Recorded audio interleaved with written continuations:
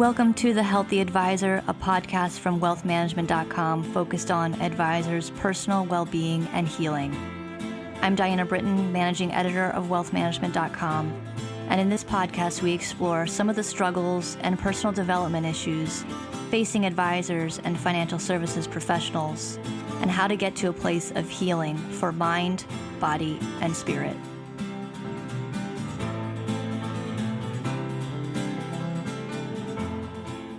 Hello, and welcome to the latest episode of the Healthy Advisor podcast, and thanks for joining us.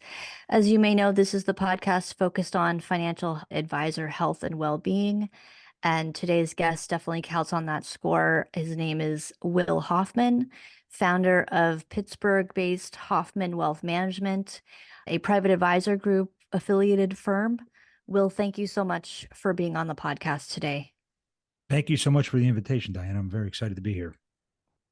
Yeah, so a little bit about Will's story. About 2 years ago, Will's son, Liam, was diagnosed with neurofibromatosis, NF. I don't know if I'm pronouncing that right, Yes. but Yeah. it's a group of incurable genetic conditions that cause tumors to grow on nerves throughout a person's body. And Liam was diagnosed at age 10. But when Will and his family got the news, they decided that hiding and being sad and defeated wasn't really an option for them. In fact, Will leaned into it and has made it his mission to find a cure for Liam and just set an example for his sons around overcoming the struggles that life may deal you. And so in November, he ran the New York City Marathon, a big one. He raised thousands of dollars for the Children's Tumor Foundation. He's done other runs in support of the cause, and it's inspired Liam to raise awareness as well for the cause. And Will and his wife, Jamie, they're members of the executive advisory board of the Neurofibromatosis Clinics Association, which is a Pittsburgh area nonprofit that provides resources to families facing NF. So, Will, I just want to start by, tell us a little bit about Liam, and when did you guys first notice that there was something off with his health?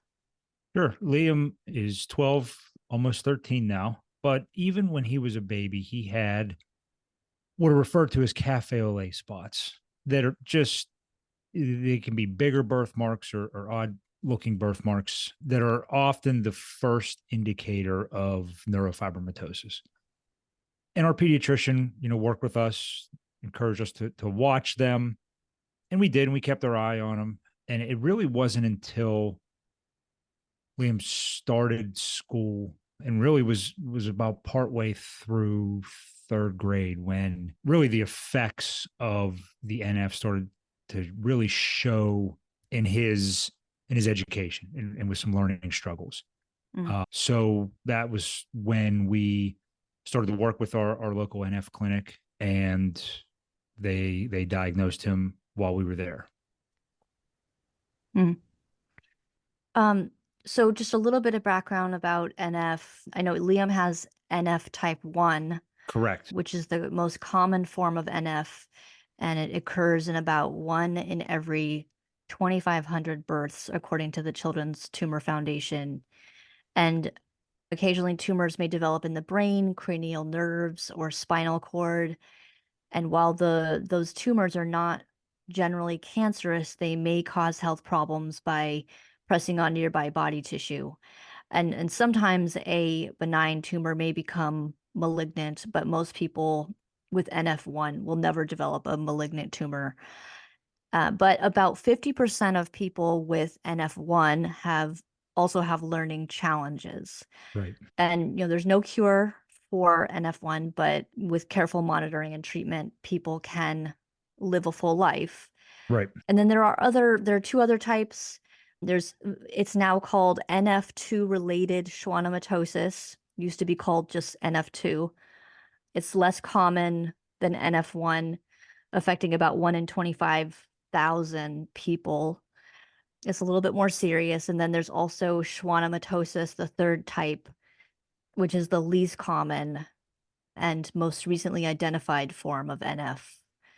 But when he was finally diagnosed, how did you react? How did Liam react? How did it impact the family? Um, it was because we were, monitoring the cafe au lait spots, and this was on our radar. It didn't really come as a shock. I would even say it kind of came as a relief that we Yeah. kind of now had it had a reason, had an explanation for what he was going through and why. So it wasn't, our doctors were amazing and put us through the appropriate procedures. They did the MRIs and had us work with the neurologist and the doctor specific to our NF clinic. But they were always optimistic about Liam's prognosis. He was Mm. going to live a long, healthy life. He's going to live a long, healthy life. There's just some things that we have to monitor. He has to have his MRIs yearly, have to monitor his vision a bit because these tumors can appear on optic nerves or auditory nerves. So we have to continually test his vision, test his hearing, um, and really his health is outstanding. He runs. He's like you mentioned. He's starting to train and get himself in shape for the Pittsburgh 5K, which is part of their big marathon weekend that we can get into later. But he is very active. He is hoping to return to karate here soon, where he's a red belt, striving for his black belt, and doing great from a health perspective.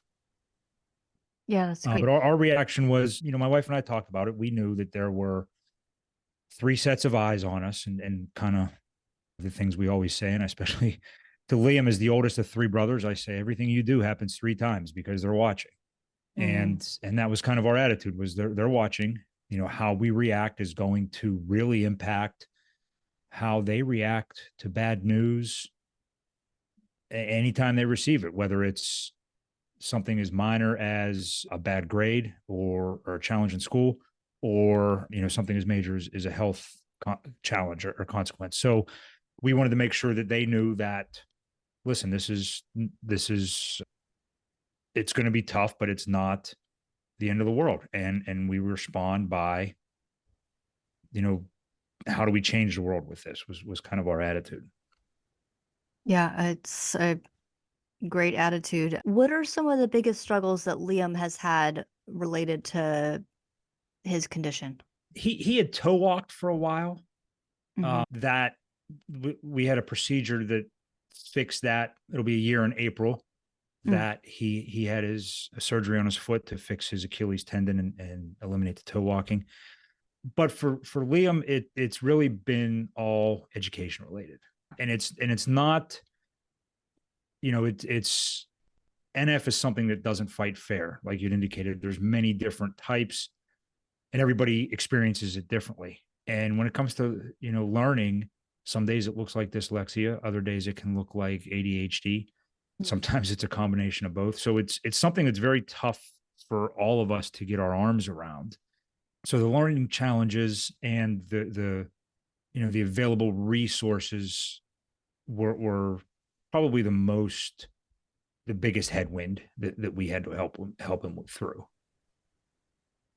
Yeah, and your wife is a teacher, right? Correct. Yeah, she teaches in the district that we live in. I mean, has that helped with the learning challenges? It's helped in with us being know what he should be getting, and it's helped with us really understanding the landscape of what he's entitled to. Yeah. But is even when it comes to homework and trying to help him, it's something different than what she experiences every day. Mm, yeah. Um, I'm wondering, Will, what from a personal perspective, how have these struggles impacted you on a personal level? Sure. Well, it's never comfortable to be sitting in a room and have a doctor say, "Well, we're going to diagnose your son with, fill in the blank." But it's immediately perspective changing, and that's really what I think it was. I think Jamie would agree that you look at the world through a different set of lenses after that conversation, and then overcoming the procedures, overcoming the school challenges has really been personally a perspective changing, last few years. And how do we use this to, again, change the world of folks with NF, change the world of folks who don't share the perspective that we do when it comes to these things. I think it's made me uh, I think it's made me a better person. I think it's made me a little bit more conscientious of folks around me and what they could be dealing with. It's made me a better professional. It's made me a better advisor. It's made me a better father, friend, husband. Just to try to understand things from a different perspective than what we're accustomed to. Yeah. And I know that, I mean, you were telling me about one time when Liam was really upset about it. How have you helped him overcome his struggles with it? Probably sharing the message that I know that my folks had in mind for myself and my brother and sister. We're surrounding him with the right people. And I don't mean the smartest doctors or the best nurses or the best equipment. I just mean the folks that were going to accept Liam for what he was going through, the folks that were going to maybe possess the same new perspective that I had. So making sure he's been around those types of folks, and that isn't difficult. His support system has been wonderful. Our family has been a giant help, but making sure that the folks that he is surrounding with and knowing how to pick those folks, pick that inner circle, pick that tribe is important. Yeah. And I know that you hiding and being sad, was never the option. But what drove you to take that approach? I mean, I guess I have an 8-year-old son as well and healthy as far as I know. But I mean, if something were to happen to one of my kids, I would hope that I would be able to have that perspective or that attitude, but I don't know that I would. You know what I mean? I mean, it's Right. And hard. it's hard. And there's days that you feel for him, you feel ripped off, you feel that he's being ripped off. There's really no other way to put it.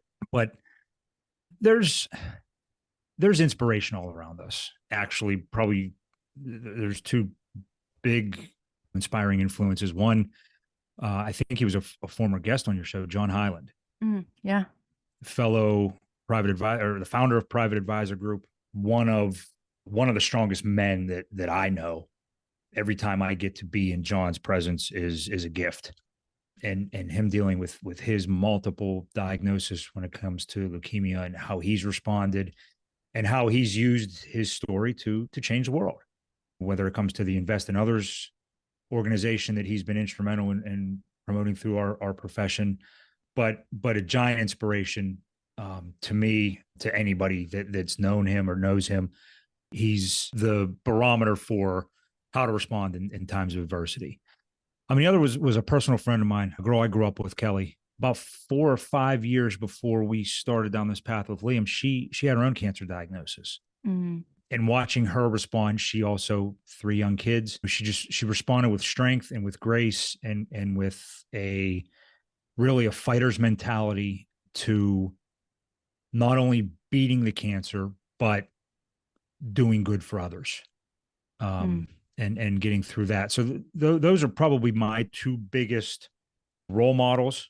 My wife is the strongest woman I know when it comes to she puts an entire new definition to the term mama bear. and, mm. and she there was no other alternative in her mind, and it was kind of lead, follow, get out of the way. So Mm. she's very strong, very committed to what any of our boys need, but especially through this process with Liam. Yeah, I mean, it's so important to have a good partner in life, Yes. right? To have someone to hold you up and, to lean on. I don't know. Well, That's and been my experience. there's days where I don't know where I read this or heard this or saw this, but in any instance in a relationship, there's always a kite and there's always a rock. Mm, And we seem to ebb and flow between kite and rock daily. Mm, with who's holding it down, who's got the big dreams that are flying for the sky. So it's I think we to borrow a term from golfing team days was we ham and egg it pretty well together. mm, yeah.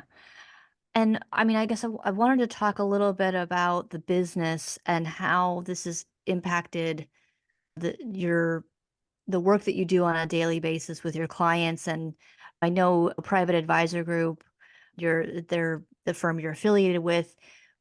How have they kind of helped support you through this time? Well, their leadership's outstanding, and everything trickles down from that. Like I said, John Hyland, Pat Sullivan, James Sullivan, Jim Perhax, and the whole organization has been nothing but supportive. They're the best people in the world to be in this business with, and I'm thankful for them every day. Mm, Um, I think from a professional standpoint, understand kind of the neurodiversity and how it's affected Liam day to day helps me communicate better with my clients, understand that they may not understand what we're showing them in this certain way. How do we adapt that so that they do understand what we're showing them, how they can understand, because financial information is intimidating to most folks, mm, let yeah. alone if they don't understand the way we communicate or how we show the data or a plan or something. So to make sure that if it's something they aren't quite understanding, okay, let's show it a different way. How do whether it's me jumping up and drawing something on a whiteboard to using one financial planning software versus another, I think it's made me a better professional. It's made me a better advisor. We now encourage our clients to think about just what would happen in this instance. What if it's something that is more devastating than the diagnosis we've received? How do we plan and prepare for the unthinkable sometimes? So I think as a whole, it's helped my profession, it's helped my clients, it's helped the way we communicate, and private advisor group being the teammate that they are has been a true blessing. Yeah, but I guess I imagine that just there have been struggles to keep the business going and to run the business like while you're going through all that, you know, having to deal with the learning challenges Mm-hmm. and maybe give him extra help or whatever, more support. How have you sort of tell me about, I guess, those Well, kind of the struggles there? the struggles are my attention can sometimes get pulled. You know, I love this business, I love this profession, I love our clients, but I love my kids more. Yeah, right. So when my attention gets pulled, again, the lessons I learned my parents, Bill and Linda, were about surrounding yourself with the right people. We have an amazing team. Katie, my admin, has been an admin's probably too loose of a term. She handles our operations. She's fantastic. There's never a hey, I got to get to the doctors with Liam, and she never hesitates to take the reins. Mm, Nico, gentleman we just hired right out of college, is learning this business now. Ironically, Liam is here in the office today because we've made a transition in schools, and he's starting to go to an online school. okay. While I'm recording this, I just heard Nico say to him, "But you need any help with any of this stuff? Just let me know." Mm, So surrounding ourselves with those folks. We have a new marketing intern, Bryn, who Liam came to a client event the other night and he's starting to get into the video stuff a little bit and trying to work that. And Bryn was exceptionally helpful when I couldn't be because I was presenting the clients. So it's just been about surrounding ourselves with high quality, highly valued folks first, and the team has really responded when I can't. But the beautiful part about this happening in 2024 versus 1984 is I don't have to be chained to a desk from 9 to 5 to still be good at my job. yeah. I can work from home from 9 p.m. to midnight doing the things that maybe I got pulled away from. I can meet with clients via Zoom at 7:30 at my house. Mm, So really steering into the technological curve has been helpful. I don't know what I would have done in 1984 Yeah. when we couldn't have done these things, but it's been a giant help. Yeah, absolutely. So I know that you guys are very involved in the NF community and Yes. advocating there and raising awareness. Tell me about the work that you and your wife and Liam have been doing there. Well, immediately when we got the diagnosis, we returned to the NFCA, which is the local clinic in Pittsburgh. Worked with the social worker there just on how life for Liam was going to be, how she's even gone into student teacher meetings with us Wow. to work with different school districts and work with Liam's teachers and helping them to understand what's going on. Yeah. Wow. Um, and immediately saw that as our path for Liam to A, be around other folks that were just like him, B, see folks that are just like him being successful. You know, they're professionals, they have careers. So understanding that this isn't an excuse to not challenge yourself, and this isn't an excuse or a reason to not be driven.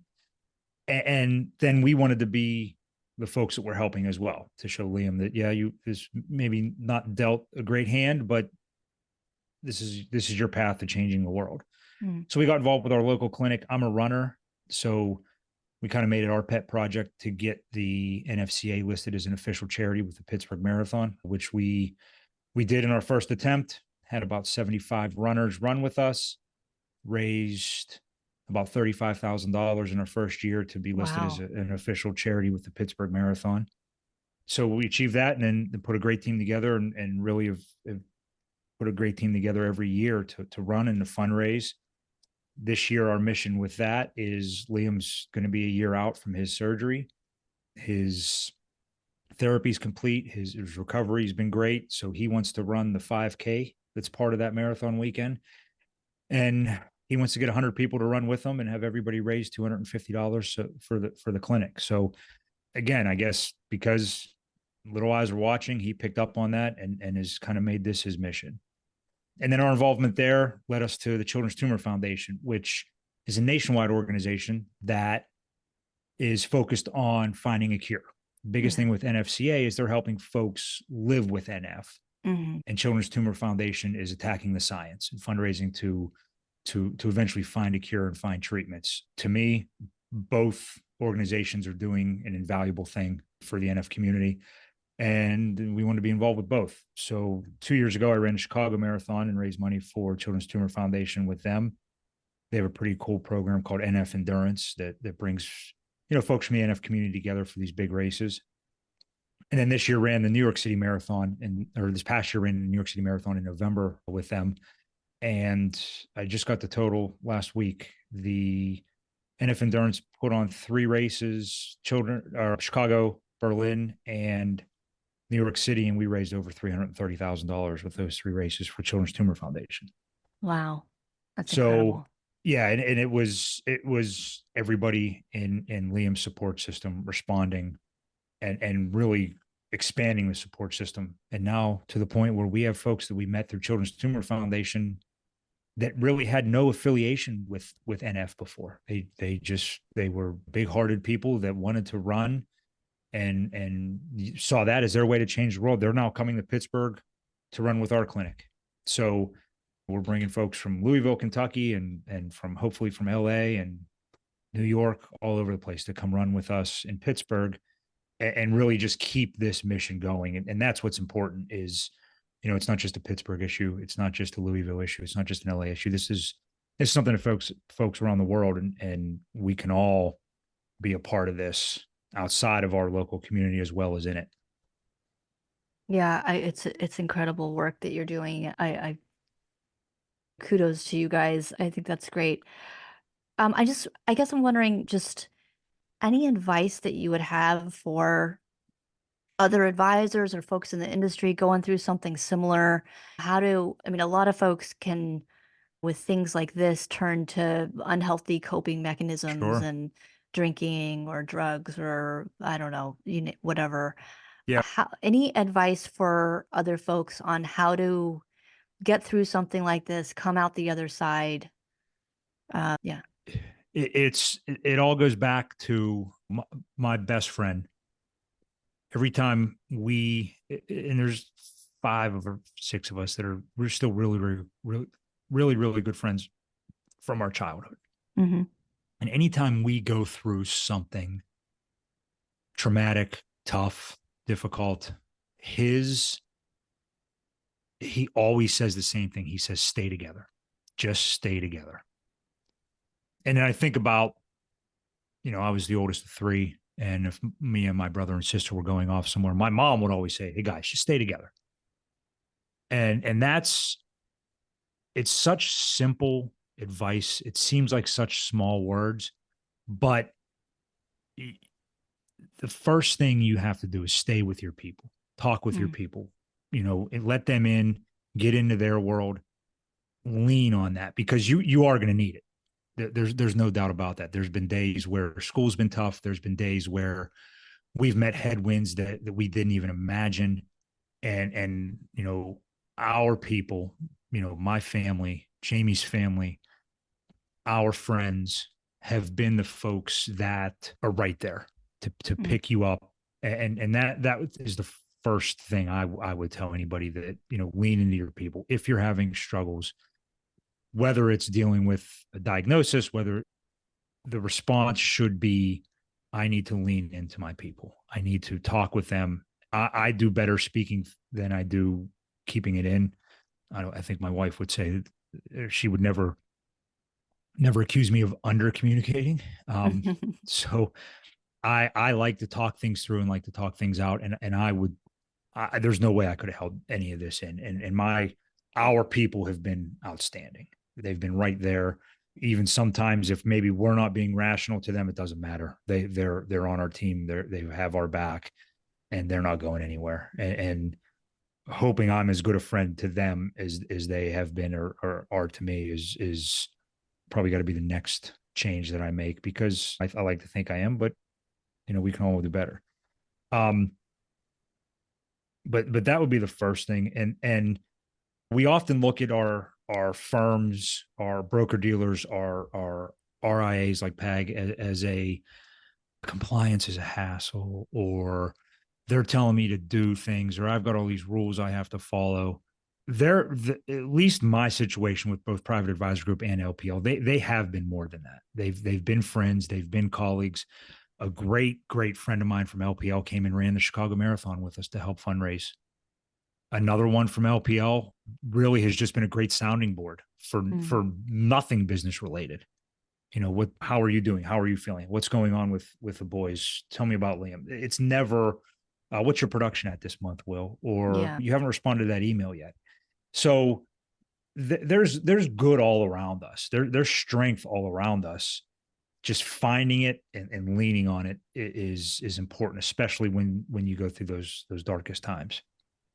Yeah, that's a great point about the firms that you have behind you. I think that's great. And yeah, I mean, I think life is hard enough, right? Without a Right. diagnosis in the family.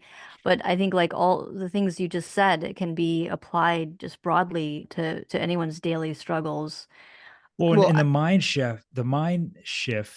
mindset shift, excuse me, that we're all going through right now when it comes to our own individual mental health mm, is important. And if you're an advisor that leads a team, check in on your people. If you're on a team, make sure you're being checked in on, and make sure you're checking on your people. Make sure that there's sometimes we roll our eyes at maybe the mental health stuff, but it's real, it's legitimate, and we've got to be there for each other outside of the profession, because like you said, life's tough enough. This profession isn't easy, although I maybe I'm biased. I think it's the best job in the world, best profession in the world. It's one that it's the only thing I can imagine doing. There's no way I could have done anything else, but it's not easy. and yeah. and getting through all of that is tough enough, let alone, like you said, with a diagnosis. So take the mental health stuff serious. Take your own mental health stuff serious. Things aren't going well, take a break, attack it another day. We say to our clients, fortunately, I'm just dealing with your money. You've got other things to deal with. Grief and ambition and all of that collide when it comes to our money. And we've got to be taking our own headspace into account. Yeah, I mean, I can get on a soapbox all day and talk about the mental health stuff, Yeah. but it's from the horse's mouth right here. From you advisors are boots on the ground. So, Well, but don't it takes listen to people me, like you listen to Will here. it takes what you're doing as well, providing a giant asset to the advisor community, is allowing us to talk about this stuff, allowing us to hear from folks like John Hyland, who some folks in our profession may not know or may not have met, can hear his message and say, oh, yep, there's light at the end of the tunnel. I can get through this. John's my inspiration. Let's go on. So we're all doing important work, and you giving us the microphone to talk about these things is invaluable. And thank you for your contribution to our profession. Yeah, I'm happy to do it. It's my pleasure. It's my baby, So, well, I'm afraid we're just about out of time. I feel like I could talk to you all day, Will, but I'd like to thank my guest, Will Hoffman, for being on the podcast and just opening up and being so vulnerable about his experiences. Thank you so much, Will. Yeah, thank you for having me. And if anybody needs to reach out about something they're going through, like I said, reach out to your team. HoffmanWealth.com is our website. My email address is on there. It's will@HoffmanWealth.com. We got some big things coming up in the NF community too that we're trying to work through with Children's Tumor Foundation. But especially that if the NF stuff hits home for you, please reach out. We're trying to grow our network and our community when it comes to this stuff every day. Yeah, that's great. And like he said, if you'd like to reach out to Will, you can, again, his email address is will@hoffmanwealth.com. He's also on LinkedIn. You can connect with him there. And if you have a struggle yourself and you wish to share your experiences and help others in similar situations, please feel free to reach out to me at diana.britton@informa.com. I'd like to thank you for listening to The Healthy Advisor. If you've not subscribed to the podcast yet, please click the subscribe now button below. This is Diana Britton reminding you that where there's healing, there is hope. We'll see you next time.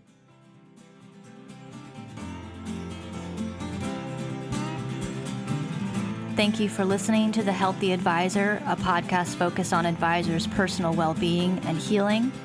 Click the subscribe button below to be notified when new episodes become available. The information covered and posted represents the views and opinions of the guest and does not necessarily represent the views or opinions of WealthManagement.com. The content has been made available for informational and educational purposes only. The content is not intended to be a substitute for professional advice. Always seek the advice of your healthcare provider with any questions you may have regarding your particular situation.